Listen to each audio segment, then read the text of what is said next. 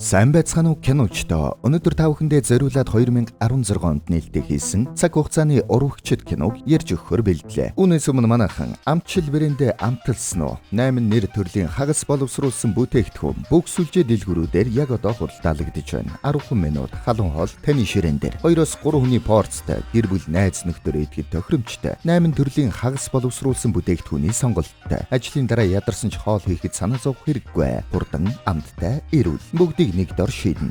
Амтшил. За ингээд кинонда орцгоё. 2014 оны 12 дугаар сарын 31-нд Сөүлийн төв талбайд цагдаа нар тусгай ажиллагаа явуулж угаар кино эхэлнэ. Ахалхаа дараад штэ. Зойлог минь би шинков байхдаа даарч ирэхгүй байлаа штэ. Тэгсэн тэнд алхаж өгөө бүсгүйг хараад энэ цагдаа гайхаад байна. Дүрс шилжиж 1982 оны 12 дугаар сарын 31-нд яг адилхан Солонгосын төв талбай дээр нэг залуу явж байна. Гэтэл саяны бүсгүй ирээд чамайг хүлээсээр байгаа төлдөж өгөх гэж штэ. Уучлаарай. Ингээд залуу оролтоо тайлж зөвлөглөө. Дүрс буцаад 2014 он дээр ирэхэд он солигдох гэж байна. Яг адилхан цагт 1982 онд мөн адил он солигдох гэж байна. Он солигдохын алдад 83 оны залуу бөгж гаргаж ирээд хайртай бүсгүйдээ гэрлэх санал тавьдаг. Харин тэр үед аль цагт нэг с ิจ гтэй итгээд байж байна. 83 онд бүсгүйн цүнхийг ухаж, харин 2015 онд хар тамхи бололтой нэг зүйл наймаалцж байдаг. 83 он болон 15 он аль нь с ิจ гтнийг барихаар адилхан гудмаар гүйцгээж байна. Хоёулаа с ิจ гтнийг хөөж өчөөд хоёр өөр цаг үед хутгатай этгээдтэй үзэж тардаг. 83 оны залуу маань хутгалуулчихлаа. Харин 15 оны мөрдөгч маань хутгийг нь хаюулчихдаг. Данч буудуулчихна. Яг адилхан газар шүү дээ. Тэгэхээр хоёр цаг үед байгаа энэ хоёр залуу хоорондоо холбоотой бололтой шүү. Хоёулангийнх нь цохлоод буцаад ажилдаг. Энэ явдлаас хойш манай хоёр залуугийн оюун санаа холбогддог болчлоо. Энэ хоёр бол манай киноны гол дүрүүд. 80-ад оны багш болон орчин үеийн мөрдөгч. Бүгдээрээ амарчлаад багш болон мөрдөгч гэд дуудчихъя. Багш сэрвүүгүй юу? Мөрдөгчийн тархинд орчихсон мэт дурсамжуудыг нь хараад байдаг. Мөрдөгч ялгаагүй багшийн тархинд орчихсон мэт дурсамжуудыг нь болоод хайртай бүсгүйг нь хараад байна. Би тэр шин үхэж сэрхшил болсон. Тэр мөчөөс эхлээд би энэ залууг тархиндаа харж эхэлсэн. За ингээд багшийн амьдрал төрүүлж харагдлаа. Галасыг цагтай энэсэн царайтай. Дуу хөгжмийн багш бор арьсан гутлаараа хатаж амжаагүй цементний шалан дээр гიშгчгэн. Дуугаагурт дуугавч хоббитэй бололтой шүү. Багш маань сургуулийнхаа химийн багштай хайр сэтгэлийн холбоотой байна. Энэ эмэгтэй багш харин манай киноны эмэгтэй гол дүр Ёнжун. Энэ эмэгтэйг аль цагүед Ёнжун гэдгээр нь дуудъя. Битгий бичлэг хийгээд бай. Дараа нь өөрийнхөө дууг сонсохоор инээдтэй сонсогдоод байдгийг. Хурд үг 1 2 3 хүчи яаж тоолохоор гарын байрлал чи ингэж тоолдог байна. Чигчгээсээ эхлээд 1 2 3 гин шүү. Ингээд манай хоёр хөгжилдөж байгаад жаахан гүнзгийрээд яг үнсэлцэх гэж байна. Ингээд л биологийн багш хаалгыг нь онгоолгоод харчихлаа. Уучлаарай. Хүн байгааг мэдсэнгөө. Тэгэд манай хоёр шинэ байшин үзээд явж байна. Зуучлагч. Ийм үнээр байшаа олно гэж байхгүй шүү. Амьдарч байсан хүмүүс нь ам сайтай. Ёстой сайхан байшин та. Манай хоёр шинэ байшингийнхаа үүдэнд тэнгэрийг ширтээд сууж байна. Тэнгэр үнэхээр үтсгэлэнтэй юм аа. Тийм шүү. Хоёулаа ч бас тэр нар шиг нэг л өдөр жаргах бах та. Зарим хүмүүс өхөнгүүтээ энэ дэлхий дээр дахиж төрөөд хайртайгаа хайж байдаг гэдвүлээ. Хэрвээ би дахиад төрөх юм бол ягийн төрхөөрөө төрнө. Тэгэх юм бол чи намайг таних ш. Тэрийг нь харин орчин үеийн мөрдөгч маань зүүдэндээ хараад мишээгээ тавьтиж байна. Ингээд л хажууд нь дарга нь ирчихжээ. Шөний ээлжинд гарч байгаа мó. Тийм ээ. Та хэн бэ? Би 2 дугаар тасгийн шин дарга. Дэслэгч Кам байна. Хамрыг ирээ ирхмэ. Би хүнд гэмт хэрэгтэй тэмцэх хэлтсэн Ким Гёнгвoo. 83 онд манай хоёр цайны газар хамтдаа хоол идэнгээ зурагт үзэж байна. Гэтэл сурагчид нь хажуугийн VIP өрөөнд нь тамхи татаад хөзөр тоглож байна. Багшигаа харчаад. Үгүй яахаараа хар мянган хятад хоолны газраас заавал энийг сонгож орж ирдэг байна. Та нар юундаа айдаг юм бэ? Баригдхаа хөрвөл баригдэн штэ. Зүгээр сайхан яасан ч яадын гэж удаа тоглол мэдөө. Ингээд том дуурч байна шүү. Том дуутай нөхөр байна. Гэтэл багш нь ороод ирлээ. Хүүхдүүд пэргээд зүгтаачна. Харин нөгөө пид үсрээд байсан залуу маань баригдчихлаа. Гэс гарыг нь тавиулаад зүгтаалаа. Багш нараас нь хөөх болно. Нөгөө талд харин манай мөрдөгч с ิจ гтнийг хөөж байна. с ิจ гт нь нэг эмэгтэйг барьцаалаад худах тулгаад байж байна. Тэгсэн нөгөө тасгийн дарга цаанаас нь ирээд шууд буудаад унахчихлаа. Мөрлөө нь ончихжээ. Нурууг нь гаргаж ирж харчаад яваад өглөө. Манай мөрдөгч хамтрагчаасаа. Гүй тэр яагаад нурууг нь гаргаж харсан юм болоо? Манай дарга эхнэрээ алсан алуурчныг хайж байгаа юм. Эхнэрийг нь алсан хүнийг араас нь буудаад дал руу нонсон гэсэн. Тэрнээс хойш хэрэгтэн болгоны далыг нь хардаг болчиход байгаа юм да. Мөрдөгч маань даргаыг харсан чинь бас л эвгүй байрын нөхөр харагдаж байна шүү. 80-аад харин байдал харьцангуй тайван байна. Манай дуу хөгжмийн багш нөгөө том дуутыг сандал өргүүлээд шийтгэж байна. Тэр үед нарийн тэр жилийн анхны цас орж байдаг. Мэдээгээр 1983 оны 9-р сарын 26-нд яг ингэж анхны цас 2 өдөр дараалан орж байсан юм. 32 жилийн дараа яг ингэж 2 өдөр дараалан цас орж байна. Ингээд ярьж байна. Тэгэхээр манай манай хоёр чинь оюун санаагаараа холбогдоод аль хэдийн 9 сар өнгөрчихсөн байгаа юм байна. Тэнд байсан мөрдөгч. Гү чи одоо дээр үеийн радио хэрэглэхээ уйлаад ухаалаг утас хэрэглэхдээ ингэж байна шүү. Тэгсэн радиогоор энийг цасны дунд Бэд Пегживан багшийн зохиосон төгөлдөр хуурын аялгауг хамтдаа сонсож байна. Мөрдөгч шууд гайхнаа. Юу Пегживан гэсэн үү? Хүн айлгаадах юм. Пегживан гэхээр яадаг юм бэ? Тэр үед манай мөрдөгч өөрийнх нь тарихаараа холбогдоод байгаа Пегживан хөгжмийн багш нь бодит хүн юм байна гэдгийг ойлголоо. Тэр үед харин манай багш сүд бүсгүүдээ. Би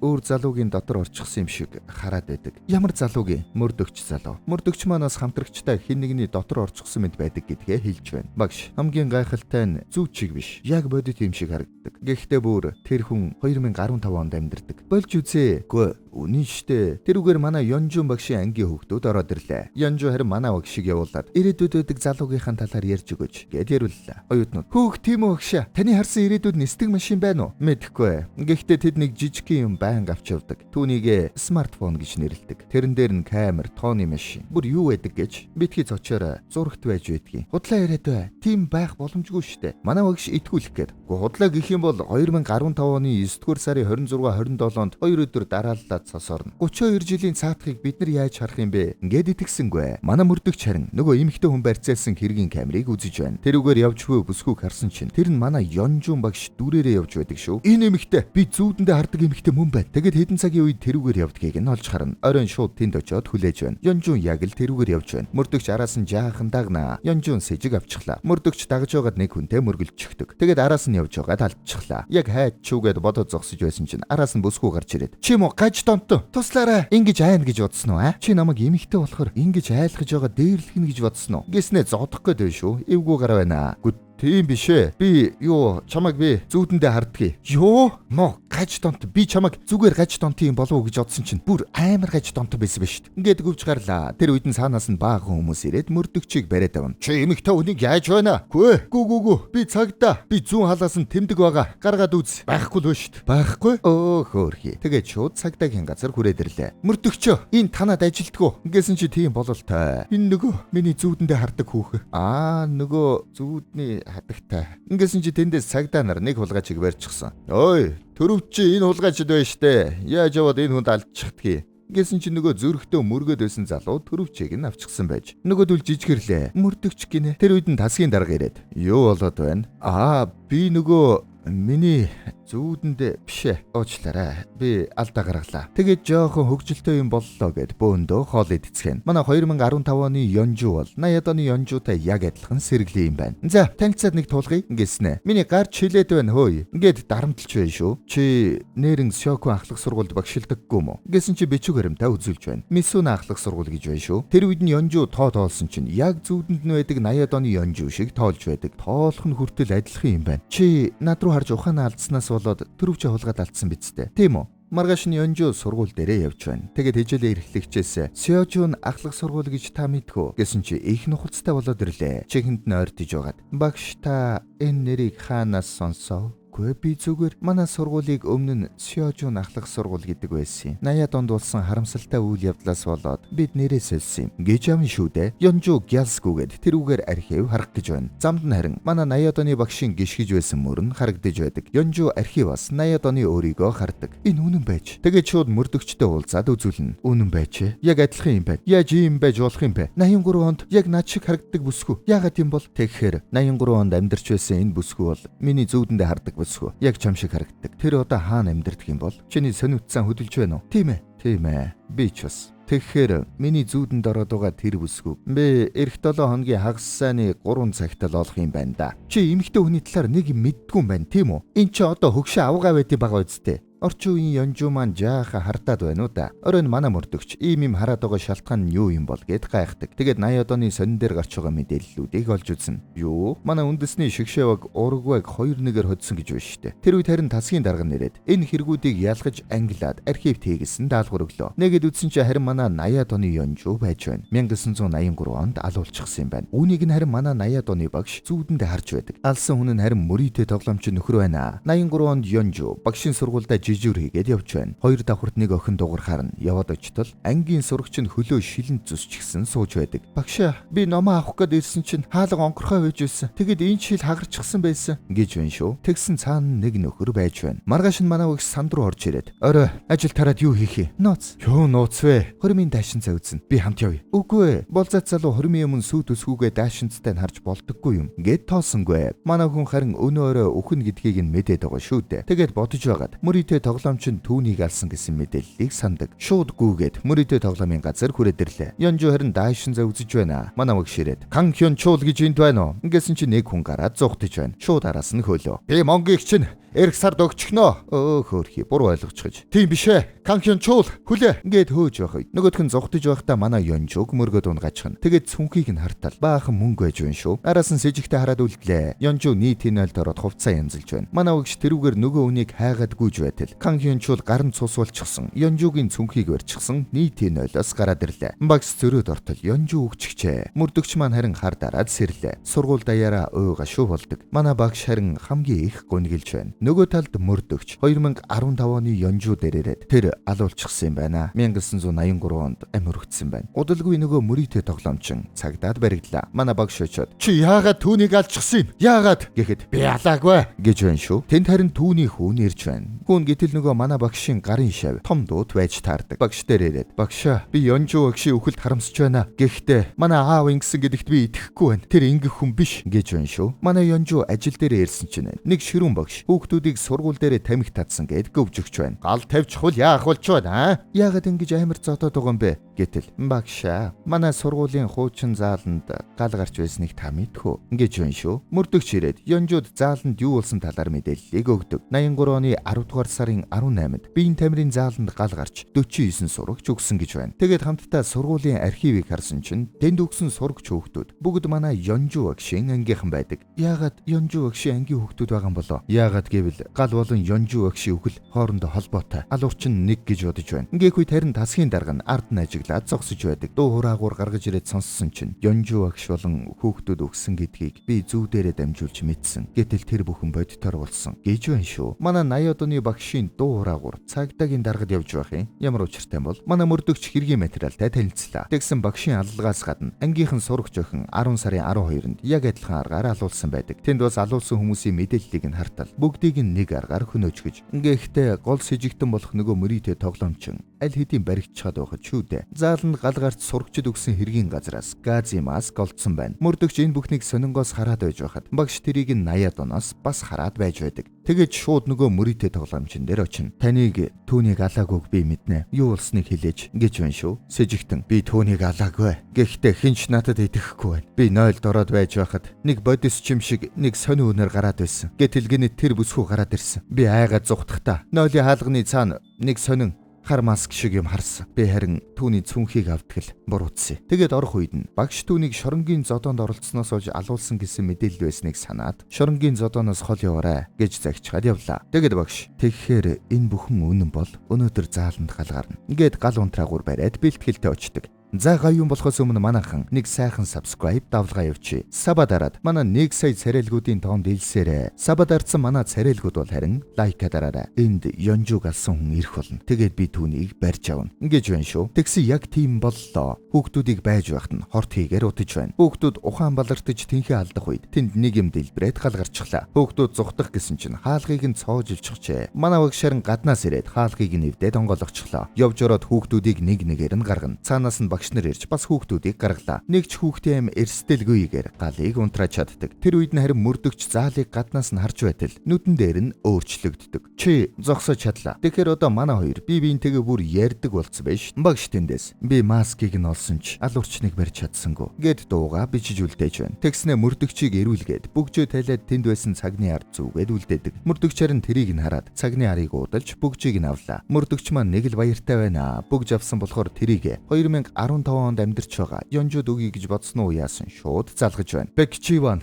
галыг зогсоож хүүхдүүдийг аварсан. Заал өөрчлөгдсөн. Хөөх нэрэн гэж юу? Би чамтай уулзмаар байна. Юу? Би чамтай уулзаж ярилцсамаар байна Ёнжу. Чи хизээ сөүлд ирэх вэ? Би жаахан оройтох баха. Тэгвэл манад уулзъя. Би гоё хоол хийгээд хүлээж бай. Шууд найрах ажилдаа орж байна. Би хоол хийхдээ сайн шүү. Юу? Чи мөрдөгч хүн байж хоол хийхдээ сайн гэж юу? Тим зав байдаг юм уу? За тоглосон юм аа. Би амтчил брендийн хагас боловсруулсан бүтээгдэхүүн аваад хоол хийжтэй. Над чиг завгүй. Бас амттай хоол хийж чаддгүй хүнд бол амтчил их гоё зөгтөх юм. 10 минутын дотор л амттай хоол ширээн дээр штэ. Тэр байтугай би ажлынхандаа хоол хийж өгөхдөө амтчил гэж хэлээгүй. Өөрөө хийсэн гэж хэлээд нэр хүндээ суугаас өгсөн ш. Тэгвэл болж байна. Амтчилаар хийсэн хоолыг бол би ч дуртай хийдэж шүү. Дэлгэрэнгүй бодвол description-ээс л үзтээ. Би харин хоол идэхтэй сайн шүү. Гэт уулзгар боллоо. Тэгээд яаруухан шиг явж байтал ардаас нь нэг сэжиг бүхий хар машин дагаад байна. Манай мөрдөгч хоол хийгээд л нөгөө хар машин чи явсаар Ёнжугийн замыг хаагаад зогсчихлоо. Мөрдөгч унтчихжээ. Өглөөс ирсэн чинь Ёнжу ирээгүй байна. Гайхаад залхтал цаана нь мэдээгээр яриад байна шүү. Өчигдөр орон нутгийн замд сургалтанд сууж байгаад ирсэн ахлах сургуулийн багш осолдсон байна. Машиныг нь олсон боловч жолооч нь сурггүй алга болжээ. Юу болчихв? Дарга нь харин машиных нь хар хайрцагны бичлэгийг олоод хүрээд ирсэн байна. Мөрдөгчд үзүүлсэн чинь хар машин хаад зогсоод манай Ёнжу айдаггүй болохоор буугаад загнах гээд очсон чинь өөдөөс нь хортигээр утчихж машин дотроос масктай залуу гарч ирээд хоолойг нь яя бичлэгийг нь бүрэн харуулсангүй. Нэг юм л болох шиг боллоо. Манай хөгжмийн багшид ангийнхан сурагч Ёнжу багшийн альчуур гээд альчуур өглөө. Тэр үед нь харин манай багш энэ охин өнөөдөр алуулсан гэсэн хэргийн баримт харснаа сандаг. Нэг юм бодов бололтой. Тэндээс гараад явж байхдаа нөгөө мөрийтэй тоглоомчны хүүг сургуулийнхан дээр л гэж байгааг хардаг. Та нар чи яаж байна? Энэ алуурчны хүүг яасан ч яадгийг. Наадах чинь алуурчны хүү бишээ. Түүний аав хэлмэгдсэн. Хүмүүс асуувал багш үүнийг баталж байна гэж хэлээрэ. Гэт том дуутыг аварлаа. Тэгэд аллаг гарах цаг болоход тэнд шүүгэнд нуугдаад хүлээж байдаг. Нөгөө охин ч яг ороод ирж байна шүү. Гэтэл тэндээс алуурчин хортхий тавиад ороод ирнэ. Энэ бүхнийг манай мөрдөгч 2015 оноос харж байдаг. Багш тэнд тооцоолоогүй юм боллоо. Мансуураад яг унах гэж байтал мөрдөгч тэндээс сэрэж гэсэн чинь сэрээд ямартай ч гарлаа. Сандал авч цонх хаглаад агаар амьсгалдаг. Эргээд харахад нь харин охиныг гүзээч гэж шууд шил аваад шидлээ. Шил нь харин алуурчны гарт нь зоогчхон. Тэгээд тэрүүгээр хөөж гарлаа. Алуурчин замдаа нэг охинтой таарад яг алах гэснээ амжсангүй. Тэнд сургуулийн арга хэмжээ болж нэг пошкин дотор дурсгалын зүйлс хийж булаад буцаагаад 20 жилийн дараа гаргана гэд ярьж байна. Хүмүүс янз бүрийн юм болж байна. Гэтэл тэнд нь алуурчин эвтэйхэн явж ороод хутгаа сонинд ороогоод булчихна. Алуурчин олон дунд ороод эвтэйхэн нуугдаад булчихна. Цагдаа нар харин манай багшийг алуурчин гэж сэжиглээд бариад авна. Юу? Би алуурчин гинэ? Энэ баг чиний ширээн дээрээс олдсон. Би алуурчин байсан бол наадахыг чинь ширээн дээрээ тавих уу? Алуурчныгаар шарахтай байгаа. Бид гаран дээрээ шарахтай үнийг хайх хэрэгтэй. Ингэх цаг байхгүй. Гэсэн чи цагдаа нар хүлээж авсангүй. Манай хүн тэнд юм шидэлж байгаад гавтайгаа гараад зугтаачихлаа. Яг баригдах гэж байтал араас нөгөө том дуу тэрээд мотоциклдээ сундлаад аваад явчихна. Мөрдөгч харин тасгийн дарга дээр ирээд алуурчин жинхэнэ масктай алуурчин биш байна. Арга барил нь өөр юм байна. Хэрв хэн нэгэн 30 жилийн өмнө түүнийг устгахчихсан бол өнөөдөр ийм болохгүй байсан. Ингэчгээд гараад явчлаа. Тасгийн дарга манай мөрдөгчд үг шидэж өгöd байгаа бололтой шүү. Манай багш харин нөгөө том дуутай сурагчид бүгдийг нь хэлж байна. Нөгөөх нь харин итгэсэнгүй. Тэгэнгүүт нь нөгөө барьж авдаг дуу хураагаараа өгöd. Хэрв би алуурчныг барьж чадахгүй бол чи заавал түүнийг бариарай. Тэгээд 2015 онд Ёнжуг алуулдаг өдөр болон байршлыг нь бичиж өгöd. Юу ч болсон бай. Энэ өдөр энэ бүсгүйг өглөөс авраарай гэж байна шүү. Мөрдөгчд харин камер шүүгээд сэжигтний машин ерөөсөө тэр бүсээс гараагүй байна гэсэн дүгнэлтэд хүрдэг. Мөрдөгч шууд тэрүүгээр хайж эхэллээ. Тэр үед харин нэг байшин дотор Ёнжу амьд байж байна. Масктай залуу түүнд эдих юм өгч байдаг. Хүлээсийг нь хальт тайлах үед Ёнжу босч ирээд сандлаар цохиж бариад утсыг нь аваад зугтаачихлаа. Гарангуудаа шууд мөрдөгч рүү залгаж байна. Байна уу? Ёнвоо? Ёнжу? Чи мөн үү? Чи хаана байна? Мэдхгүй. Ой дунд энд нэг түнэл байна. Гэхээр нь шууд газрын зургаас түнэл хараад тийшээ давхилаа. Бүсгүй гүйцэгдэх үедээ чулуу аваад ойртоод үзээрэй гэсэн чи масктай залуу бага авч байна. Харангуудаа яагаад гэсэн чи цаана нь мөрдөгч ирж байна. Багтай залуугийн царайг биднэрт бол харуулсангүй. Мөрдөгч түнэл дотор зогсоод байж байтал Ёнжу араас нь гүгээд ирлээ. Харангуудаа шууд аврах гээд буцаад явж байтал нэг машин гүйцэж төрүүлэх үедээ Ёнжуг харалгүй дайрчихдаг. Мөрдөгч халаглаж харин энэ үйл явдлыг нөгөө багтай залуу холоос хараад зогсож байдаг. Тэгэхээр багтай залуу түүнийг дайраагүй юм байна. Үүнийг нь харин манай багш 83 оноос үзэж байна. Хайртай бүсгүйгээ өгч байгааг 3 удаа харлаа шүү дээ. Тэр үед харин тэдний сургуулийн биологийн багш нэг сурагчаа машиндаа суулгаад хүргэж өгч байна. Энэ охин нөгөө алуурчинтай таарад амьд үлддэг охин юм байна. Багш нь түүнээс чи түүнийг харсан гэлөө. Багтай болохоор нь хараагүй. Гэхдээ түүний нүдийг нь харсан. Нэг тийм ямар ч сэтгэл хөдлөлгүй хоосон харц харагдсан. Гээд гарыг нь харсан чинь гарын зүсэгч гэж. Харцыг нь харсан чинь бас л хүйтэн хоосон харц байдаг шүү. Тэгэхээр чи харчихсан л юм байна шүү штэ. За баларсан. Ёнжу маань өгчгчээ. Цагдаа нар хэргийн газраас олдсон баримтууд гээд Ёнжугийн гар утсыг мөрдөгчд өгдөг. Мөрдөгч гар утсыг нь хараад гинэт өөрлөн залгасан дугаар алуурчны дугаар гэдгийг ойлгочихлоо. Тэрийг нь хайгаад үзсэн чинь эргэтнүүдээс хурааж авсан утаснуудын нэг байдаг. Хариуцж авсан хүнийг нь хартал тасгийн дарга нь байж байдаг шүү. Манай мөрдөгч шууд гэрлүүн яваад очлоо. Нууцаар герт нь орсон чинь цаад мөрдлөгийн өрөөндөө насаараа масктай алуурчныг мөрдсөн баримтууд харагдана. Тэр дунд нь нөгөө булаад 20 жилийн дараа гаргаж ирсэн дурсгалын зүйлүүд дундаас алуурчны худаг гарч ирсэн гэсэн мэдээж байж байдаг. Тэрүүгээр залуугийн зургуудыг нь үзсэн чинь дарга нь нөгөө том дууд сурагч нь байж Hyunju гээд ангийнхаа охинтой гэрэлсэн юм байна. Тэгсэн зураг дээр байсан эхнэр нь гинэт замхраад алга болчихлоо. Өнгөрсөнд юмс өөрчлөгдсөн бололтой шүү. Алуулчих шиг боллоо. Мөрдөгч бүхнийг мэдээд шууд гараад дарга руугаа залглаа. Тэгээд аав нь хэрэгт гүтгэгдэж шоронд алуулсан. Хүүн харин жинхэнэ алуурчныг барихын тулд цагтаа болсон. Бүх амьдралынхаа турш масктай алуурчныг барих гэж мөрдсөн. Гэхдээ нэг зүйл нь тодорхойгүй. Яагаад гимгүү бүсгүйг хулгайлж авсан юм бэ? Гэтэл дарга нь яг ирж таарлаа. Бууж ирээд шууд нөгөө багшийн өгсөн дуу хураагурыг өгөөд чи мэдэж байгаа. 83 онд багш маань надад үүнийг өгөөд би хэрэгтнийг барьж чадахгүй бол чи бариараа гэсэн юм. Хоёр хүн 30 жилийн зайтай оюун бодлороо холбогдсон гэдгийг тэр надад хэлсэн. Тэр нь үнэн байсан. Би 30 жилийн дараа чамайг олсон. Бас Ёнжу багш дүрээрээ 2015 онд байж байсан. 12 жилийн өмнө сургуулийн дурсгал болгож булсан пошго гаргаж ирэхэд тэнд нь алуурчны худаг байсан юм. Цус болон хурууны хээгэр нь алуурчныг олох боломжтой болсон. Би эд мөрийн баримтыг авсан. Хэрэгтнийг барих нь цаг хугацааны л асуудал байсан. Гэтэл алуурчин тэрнээс болж миний эхнэрийг барьцаалсан юм. Хутгийг авчирж өгөөд эхнэрээ ав гэж хэлсэн. Би очиод хутгийг нь өгсөн ч тэр эхнэрийг минь алчихсан. Би зугтахт нь араас нь буудсан. Гэхдээ түүнийг өгсөн үгүйг нь би мэдэж чадаагүй. Маскыг нь харин хамарны эргээс олсон юм. Тэгээд би Ёнжуг алга болдог орой түүнийг дагаж байсан. Алуурчин түүнийг алхаар ирэхэд нь би барина гэж бодсон. Гэтэл надад гинэт нэг бодол төрсөн юм. Хэрвээ багш өнгөрсөнд алуурчныг алж чадах юм бол миний эхнэр өнөөдөр ч амьд байж болох юм байна гэж. Тэгээд би Ёнжуг алж байгаа мэд харагдуулж та хоёрыг хурцлахыг хүссэн юм. Чи тэгээд түүнийг алаа үсттэй. Тэр осол байсан. Би зүгээр л түүнийг өгчихсэн гэж чамайг итгээсэ. Өнгөрсөнд байгаа багштай хамт алуурчныг бариасаа гэж хүссэн юм. Тийм үү? Эхнэр чинь тэгээд амьд байна уу? Чи өнгөрсөнд юу өөрчилснэ хардаа? Эхнэр чинь алуурчинд алуулчихсан. Чамтай гэрлэхээс ч өмнө гэд зургийг нь харуулж байна. Тэр үед дарга мөрдөгчд ойртоод багш одоо ч чамайг харж байгаа биз дээ гэснэ. Багшаа та сэрхээрээ намайг шууд алчих. Өнгөрсөнд маань алчих. Би бол хог новш. Дээрээс нь алуурчин болчихлоо. Тэгэх юм бол эхнэр минь амьдарч магад. Багшаа тэр сургууль руу битгий оч. Тэр өрөө та яваад эргэж ирээгүй. Би ихлүүлсэн. Би өөрөө дуусгачих. Гэснээ өөрийгөө будчихлаа. Үүнийг нь 83 онд багш зүүдлээд сэрлээ. Үгийг нь санаад унтаж байхад нь дуусгах гээд дэр авч байна. Тэгээд дараагийн үг нь багшаа тэр өрөө сургууль руу яваад та эргэж ирээгүй. Битгий яваараа багшаа гэх үгийг нь сонсож байна. Тэгсэн ч гэсэн очиж байна. Алуурчин сонхоор хараад хараач бидэн дээр зочи ирж байна. Гэсэн чи цаана нөгөө охиныг буюу манай тасгийн даргын ирээдүйн эхнэрийг нь хүлээд тавьчихж багш өрөөнд ороод ирсэн чинь дуу хураагуур дээр туслаарай гэж бичээд тавьчихж тэгснэ хаалгыг нь хааж байгаад хортыг тавьж байна. Багш амьсгалаа төгжээд зогсож байсан чинь алуурч ороод ирлээ. Тэгсэн багш хортын маск гаргаж ирээд зүүжглээ. Бэлтгэлтэй ирсэн байх шүү. Тэгээд алуурчин тай үзэж тарлаа. Багш жаахан илүүрхэд алуурчны багийг нь авчихлаа. Тэгсэн чинь нөгөө биологийн багш дүрээрээ байж байна. Багш доороо хийж дараад чи яагаад Ёнжуг алсан юм? Тэр өөртөө хамаагүй юмд хошуу дүрээд байсан. Гэтэл биологийн багшаа та лабораториос бодис дураараа авч болохгүй шүү гэж хэлж байсан юм байна.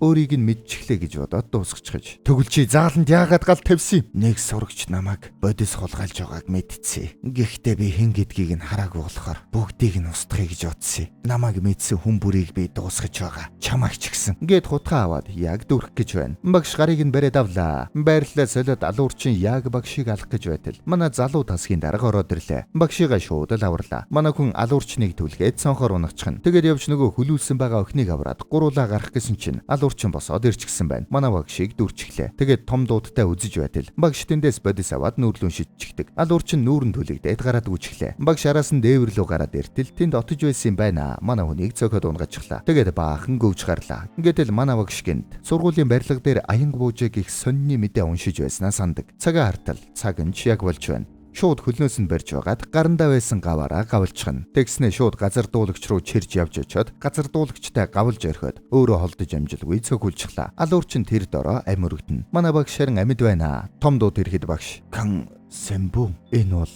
шинэ эхлэл шүү гэд амьсгал хураалаа. Нөгөө сонин дээр гарсан мэдээ өөрчлөгдөж сургууль дээр болсон аянгнаас болж 2 багш ам өргөжжээ гэсэн мэдээ боллоо. Манай мөрдөгч гэртээ сэрлээ. Ал урчныг алсныг зүүдэндээ харж байгаад сэрээд 83 оны багшаар бахархаж байна. Тэгээд ажил дээр яваад очсон чинь та хин бэ? Юу? Чи шинэ хүн үү? Тийм ээ. Тийм баха. Ингээд томорчоод өрөөндөө орсон чинь хамтрагч нь сууж байна. Чи энд юу хийж байгаа юм бэ хөгшөө? Хөгшөөн гинэ. Та хэн блэ гэж авъя ш. Таньдаггүй шүү. Зурагтаар харин нөгөө манай багшийн ангийн хөөхт нь 80-аад оны үед л би гар утас гэж зүйлийн талаар бодож байсан. Ингээд бүлтэрч байдаг шүү. Юмс өөрчлөгдчихжээ. Юмыг яаж мэдхүүгээд Ёнжугийн сургууль руу очлоо. Тэгсэн чи Ёнжу түүнийг сугдаад авлаа. Хүлээгээрээ байц. Ингээд сургууль руу аваад орчихно. Мөрдөгч юм хэлэх гэж чаддаггүй. Би шалгалтын асуулт зохиож байгаад лабораторид унтчихжээ. Чиний шалгалтууд бэлэн юм уу? Юу? Шалгалтуудаа. Хөгжмийн шалгалт эх 7 хоногт штэ. Юмаа бэлдсэн юм уу? Манай мөрдөгч шууд Ёнжуга тэврээд авлаа. Хүн харлаа штэ. Жаахан тэвэрчээ. Хүлээгээрээ. Ямар нэг юм болоо юу? Үгүй дээ. Одоо зүгээр. Тэгээд багш нарын өрөөрөө хамтдаа ороход өөрийнх нь ширээ тэнд байж байдаг. Манай хүн чинь хөгжмийн багш болцсон байж байдаг шүү. Тасгийн дарга нь харин тэнд хүмүүжил хариуцсан багш игээд байж байна. Нээр нь л бүгд цоо шинээр эхэлсэн юм байна. Тэгээд манай мөрдөгч Ёнжуг дагуулад 83 онд багшийн худалдаж авч ирсэн байшинг нь худалдаж авдаг. Зуучин ийм үнээр ийм байшин олдно гэж байхгүй шүү. Өмнөх эзэд нь ам сайтай байдгийг. Тэгээд манай хоёр байшингийнхаа үүдэн суугаад жаахан ярилцлаа. Өмнө нь